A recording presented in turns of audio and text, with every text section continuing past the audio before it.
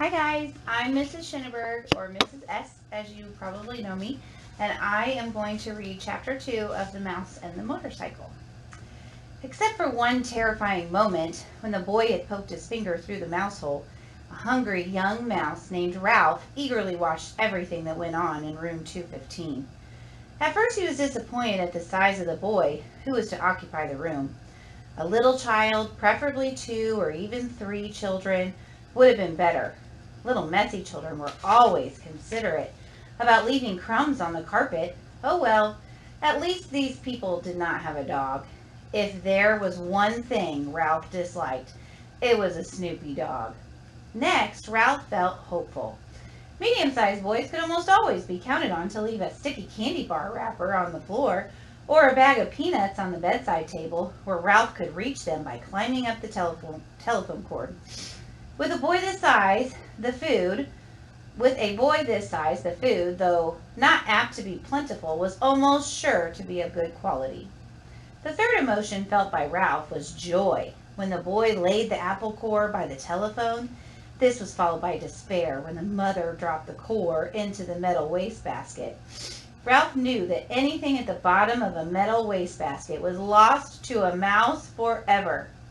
A mouse lives not by crumbs alone, and so Ralph experienced still another emotion. This time food was not the cause of it. Ralph was eager, excited, curious, and impatient all at once. This emotion was so strong it made him forget his empty stomach. It was caused by those little cars, especially that motorcycle, and the poop, poop, poop, poop, poop, poop sound the boy made. That sound seemed to satisfy something within Ralph, as if he had been waiting all his life to hear it. Boop, boop, boop, boop, boop, boop, went the boy. To the mouse, the sound spoke of highways and speed, of distance and danger, and whiskers blown back by the wind.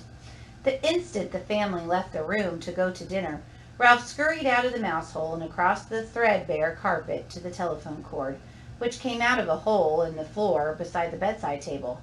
"Ralph!" scolded his mother from the mouse hole. "You stay away from that telephone cord." Ralph's mother was a great worrier. She worried because their hotel was old and run down, and because so many rooms were often empty with no careless guest to leave crumbs behind for mice. She worried about the rumor that their hotel was to be torn down when the new highway came through. She worried about her children finding aspirin tablets. Ralph's father had tried to carry an aspirin tablet in his cheek pouch. The aspirin had dissolved with unexpected suddenness, and Ralph's father had been poisoned. Since then, no member of the family would think of touching an aspirin tablet. But this did not prevent Ralph's mother from worrying. Most of all, Ralph's mother worried about Ralph. She worried because he was a reckless mouse who stayed out late in the daytime when he should have been home safe in bed. She worried when Ralph climbed the curtain to sit on the windowsill to watch the chipmunk in the pine tree outside and the cars in the parking lot below. She worried because Ralph wanted to go exploring down the hall instead of traveling under the floorboards like a sensible mouse. Heaven only knew what dangers he might meet in the halls. Maids, bellboys, perhaps even cats, or what was worse, vacuum cleaners. Ralph's mother had a horror of vacuum cleaners. Ralph, who was used to his mother's worries, got a good running start and was already halfway up the telephone cord. "Remember your Uncle Victor!" his mother called after him. Ralph seemed not to hear. He climbed the cord up to the telephone, jumped down, and ran around to the row of cars. There it was on the end, the motorcycle! Ralph stared at it and then walked over and kicked a tire. Close up, the motorcycle looked even better than he expected.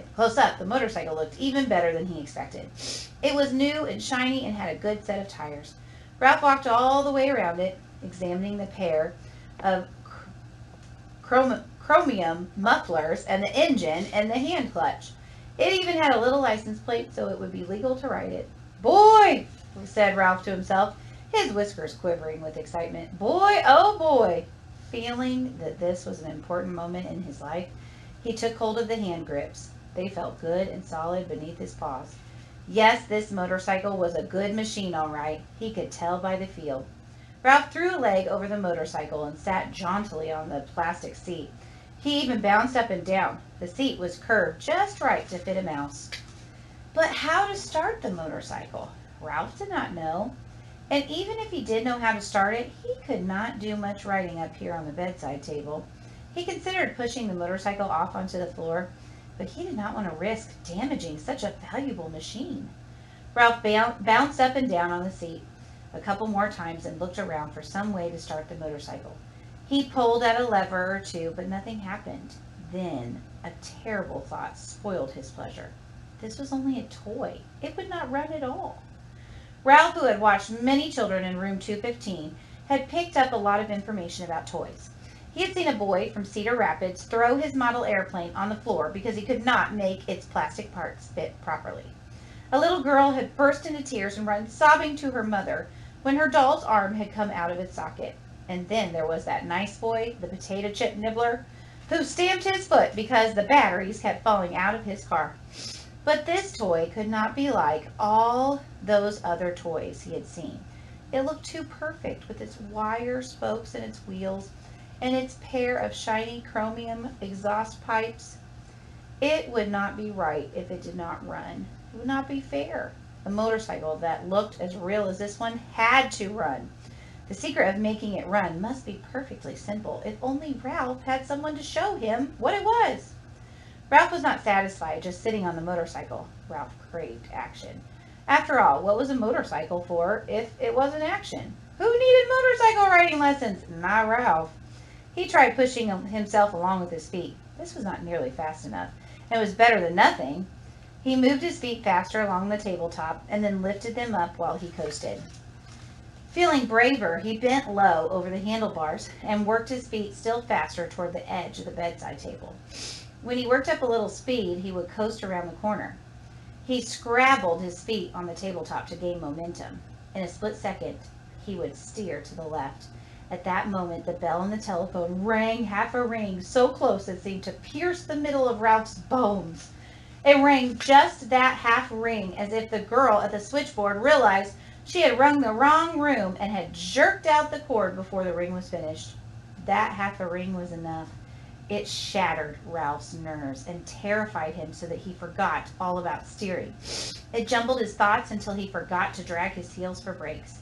He was so terrified he let go of the handle grips. The momentum of the motorcycle carried him forward over the edge of the table.